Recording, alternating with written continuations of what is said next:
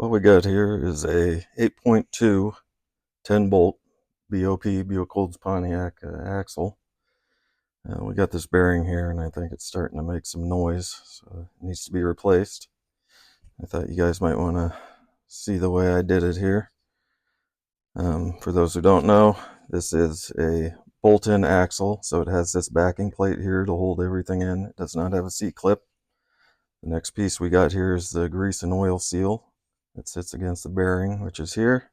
This whole piece is the bearing, and this is just the metal collar that's a keeper to hold the bearing up against it. It's just a compression fit. So we'll have to use a press, or you could use another option. You could use like a pipe that perfectly fits the diameter of the axle here, and you could probably slide hammer it on with a heavy pipe of the correct diameter that's deburred. I wouldn't recommend that though, just because it's so jarring. You could screw up the bearing doing that. So really, the best option is to do a press to get these all back on. But to get them off, my press is not big enough to press them off, because the axle would have to be the opposite way. So what I'm going to do is just cut these off. I'm going to use a 4.5-inch cutoff wheel. You could probably use a Dremel if you don't have a cutoff wheel, but they're inexpensive, so that'd be the way to go. And you have to be extra careful though. It is a cutoff wheel. Anybody who uses cutoff wheels know they can burn through stuff quick, and also they can grab and lurch the wheel one way or the other. You do not want to nick this axle at all with that cutoff wheel. So you got to go slow and steady. Take a little off, check it, take a little off, check it. You do not want to nick this. So we'll just come in at a 90-degree angle first, straight across here. We'll cut through the bearing, and we will probably get far enough down to start cutting through the keeper collar here also. And at that point, once we get far enough, we'll flip it over and do it on the exact opposite side. And this outer race and the two end caps will probably fall apart at that time, and all the roller bearings inside will come out. That'll come off. That'll give us more room now to carefully finish cutting through this piece, which will be very close to the axle. So again, we'll continue with a 90-degree cut, and we'll try to get it to maybe within 1 millimeter or 2 millimeters of the actual axle. We don't want to go much farther than that. Then we'll come in with just a chisel and a hammer, and right in the cut we make in here, we will just put that chisel in there. We'll put it on a hard surface and just hit it a few times, and hopefully it'll crack, or at least it's spanned enough where this will just slip off the axle at that point. After this is off, there will be the inside race of the bearing. Now this one will have to be a little more careful, because it butts up. As you can see, the axle tube here is wider than it is here, because this is the stop that the bearing gets pushed up against.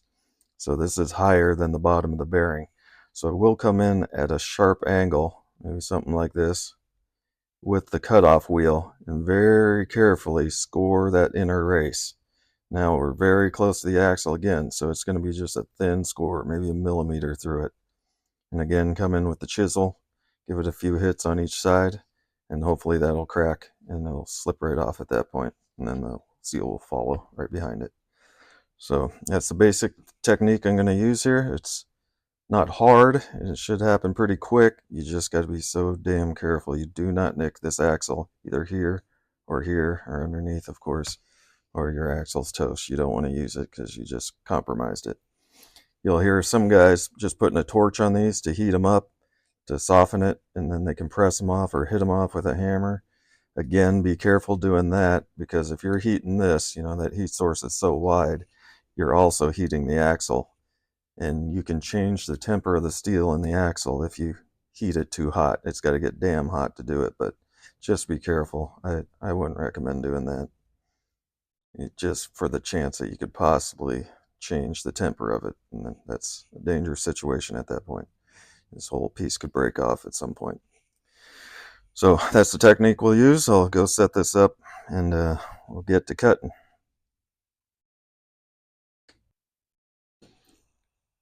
Okay, here we go with the cutoff wheel. Safety wise, guys, of course, make sure you have safety glasses on minimum, goggles better, face shield even better. anytime you're using one of these cutoff wheels. They call them a death wheel. If this thing got hung up and broke apart, it'll throw that all right back in your face. So be very careful safety wise. Hearing protection, eyes, face shield goggles, make sure you got all that stuff on. Here we go again. Going to be 90 degree right here. Just cutting little, we'll cut through pretty aggressively at first, then there'll be a lot of just scoring it, checking it, scoring it, checking it. So I'm getting noisy here, so here we go.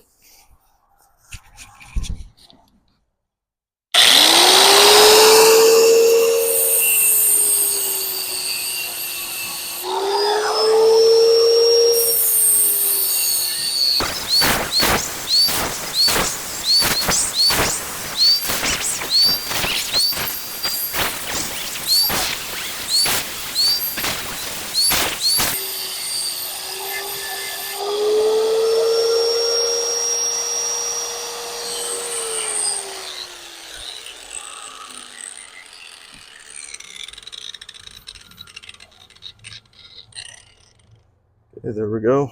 Got the outer race off. And 2 keepers to hold the bearings in. This is the bearing here. So we need to nick it a little farther. We'll try to break it off here with a screwdriver just to see if it'll go for us. There we go. Those are all the bearings. Right here. Those are all the bearings. Get those out of the way.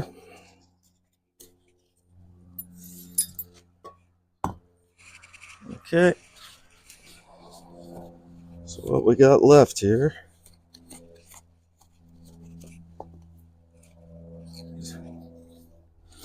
we have the outer keeper. The press fits. We got to cut through that next. Here's the inner race of the bearing. That's the one we'll cut at a diagonal. And again, this is the actual axle here. So we do not want to nick that at all or nick down here at all. So we'll finish up with 90 degree cuts here.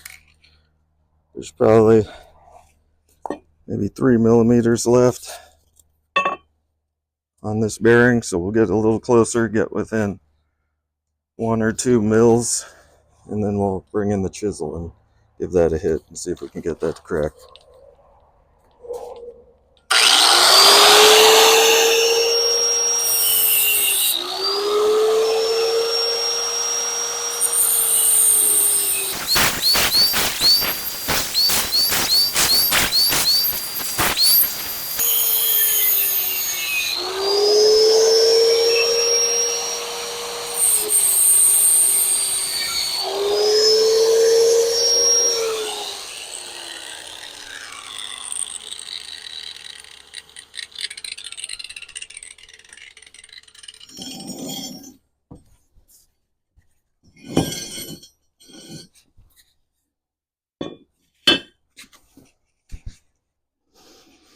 I brought in the hard surface here.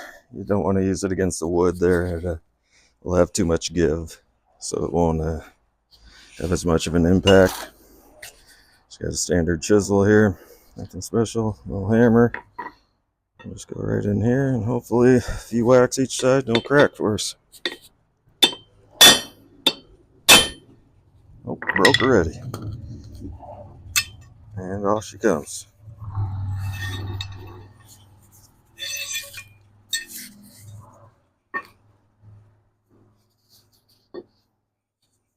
That's all it is there.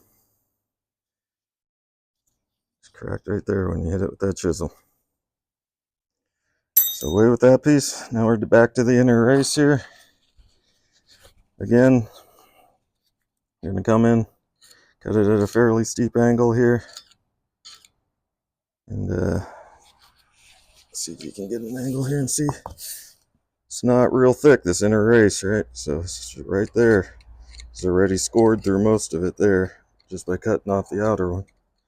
And you just want to graze the inside. It's a little lower here compared to these outside edges. So just barely score this inner piece.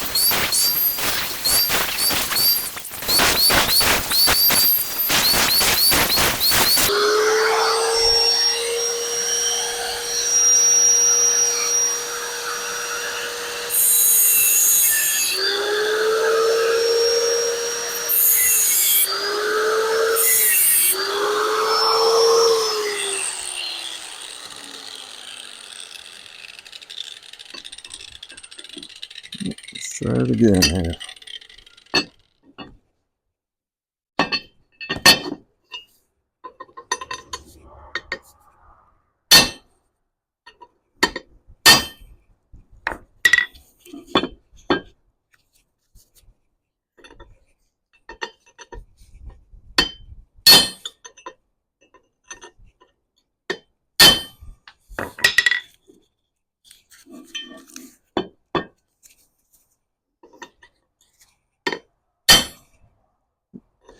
Looks like that did it. Started the crack there. Get a hit over here maybe. There she goes. See, it cracked it there.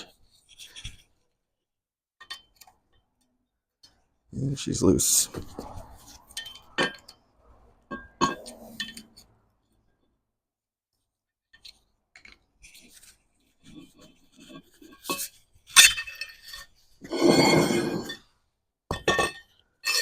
There you go. That's what that inner race looks like.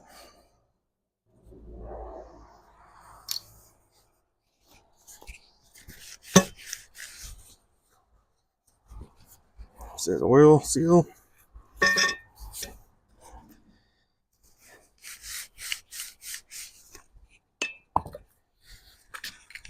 Yep. So this is where the bearing and the retainer was sitting.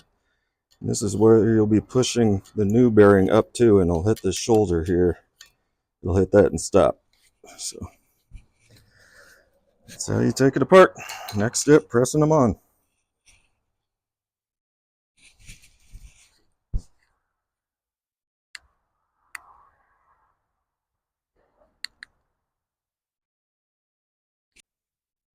Okay, we're ready to get the bearings pressed onto the axle.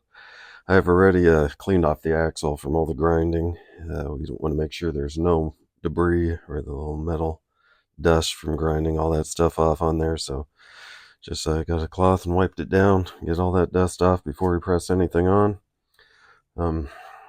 First thing is put the backer plate back on. You'll be very sad inside if you forget this step. So that has to go on first. And I'm going to be pressing these bearings back on. And the way my press, the size of it, I'll have to put the axle the other way around. So I am going to put some tape on this just to hold it up in the air so gravity don't keep pulling it back down while I'm trying to press the bearings on and just getting everything all gummed up. So I'll put a little bit of tape on there to hold that out of the way. Then your oil seal goes on next. And that is this piece here, just like the old one. Now I should mention something. There's a lot of weird information out there on oil seals and bearings for these 8.2 BOP 10 bolts, the Buick Pontiac specifically. When I look it up for my car's a GM vehicle actually, a Chevrolet I should say, and they didn't always come with those BOPs. I guess it's kind of rare that it came with one, and of course mine has it. So you go to the auto parts store and start asking for parts for it, and they think it's a GM 10 bolt or something, or more 12 bolts are in them too. So you could have multiple axles. So make sure you get the right seal. The first one that I found was this National one, and it was not quite right. I'll show you real quick here. It's the same inside and outside diameter. As you can see, the outside's the same, the whole diameter's the same. It's just the shoulder shape you can see is different. This one's much more tapered through here. This one's more squared off. And this being squared off, it did not sit in the recess of this backer plate very well. It left it kind of proud and it rocked around. Whereas this newer one, it's hard to tell on this because the metal is black. But this ridge right here is tapered off instead of being squared off like that. So it's got a nice taper to it, and it fits down in the cup of this backer plate much better. So make sure you get the right one. This one was kind of hard to come up with. It's made by Yukon, and it's a part number 2146. So it's pretty much identical to the original one. Yukon 2146. So, Timken, which is the bearing I'm going to use, and also Timken supposedly makes a set that comes with the bearing and the seal all in one. When I was buying my stuff, I could not find one in stock anywhere for some reason, so I had to buy mine separate. But the Timken bearing I'm using is here, and it recommends filling this cup between the two lips here, filling that a third of the way full with grease. So I got some Lucas heavy duty bearing grease here. So there's no real easy way to do this without making a mess of everything. So just kind of slop of a bunch of it in there and push it down in there with your finger after you get it loaded a little bit. Try to get it a third of the way full. You probably don't want it too full because as it heats up, it probably expands and can seep out, builds up pressure or something in there, I assume, is the reasoning for a third full. Give me a second here, make a big mess.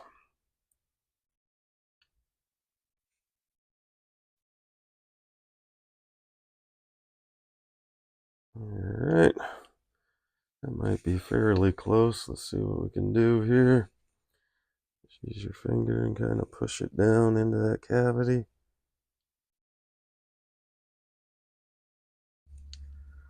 Like so. And it's hard to judge here what's a third full in this tiny cavity. Who knows? Just kind of eyeballing it here. Take some of that extra out. They do not say anything about greasing the outside or the inside. So, you ask some guys and they'll say oil it. Some guys will say grease it. But Timken doesn't say anything about it. So, of course, it's just going to have a thin film on it anyways, just because you made a mess of everything. So, that's about a third full. So, we'll slide that on next and make sure you put it on the right way also, just like your backer plate. Grease facing up here. It should be a nice easy fit over this last section of the collar. Okay, here's the Timken bearing next. You'll want to make sure the cone's facing the right way. These bearings aren't all the little bearings that we pulled out and you seen earlier. They're not perfectly perpendicular to it. It's slightly tapered. So in these Timken bearings would come pre-greased, so it's a little harder to see because of all the grease on it. But you can see all the bearings in there, and if you look close, you can see they're slightly tapered inwards. So this side faces up towards the diff. And this side, which is already packed full of a lot of grease, this will face down towards the cup.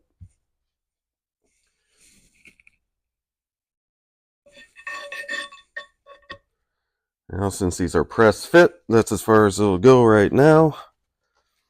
Next goes on your locking collar.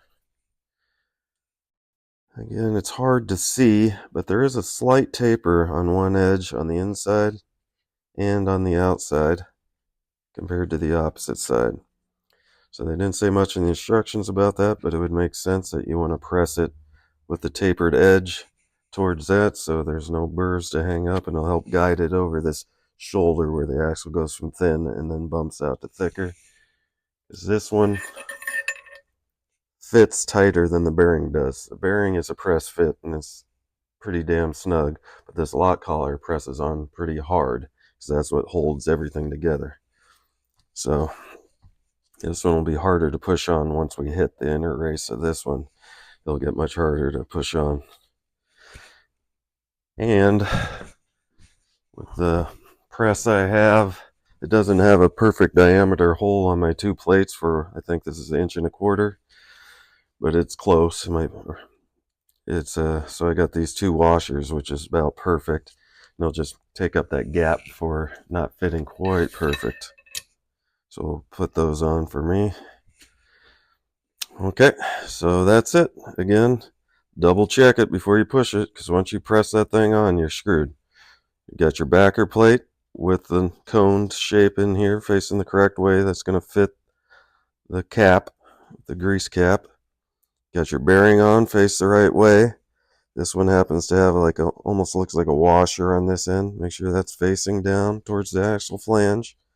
Got your lock ring with that slight tapered edge again, facing down so it presses on smoother. And then I have my added washers just for pressing it on. So that should be it. I will shut down here and move you over to my press, and we'll press these things on.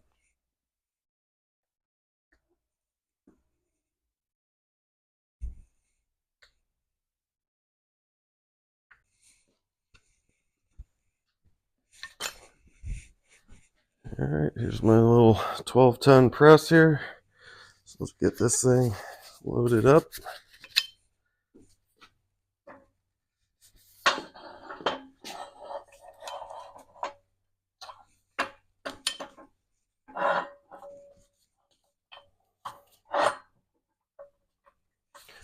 I'm going to make sure this thing is dead center. That looks fairly close right there. We'll know once we start getting it a little closer. Again, be very careful. My little press is a 12-ton press. It's not a big press, but 12-ton can do a lot of damage.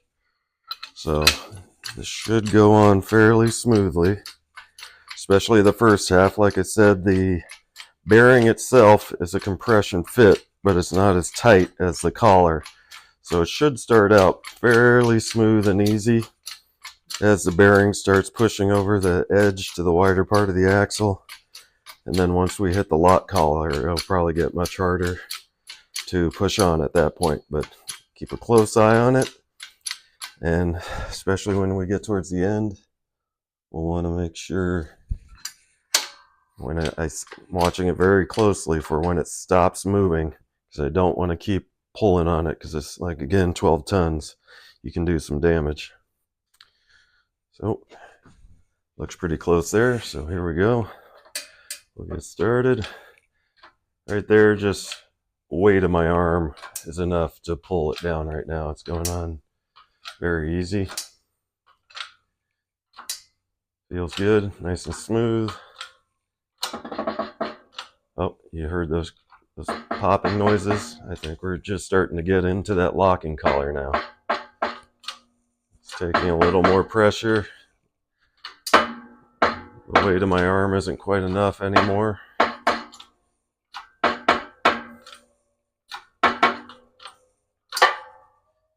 Now it got real hard, so we must be fully into the collar now.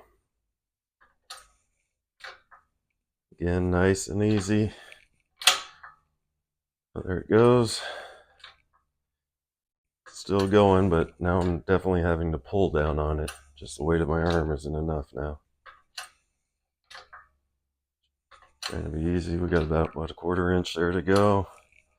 You can see we want to butt it right up against this shoulder of the wider part of the axle there. No more. We want it to just touch and seat nice and snug. Very close there. Very close.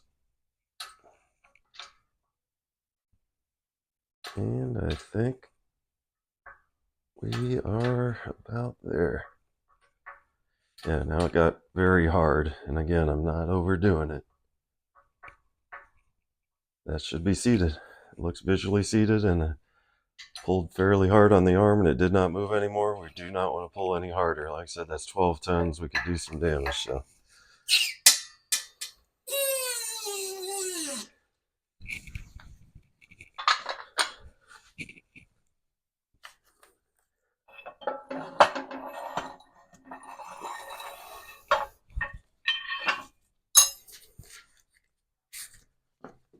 And there you go.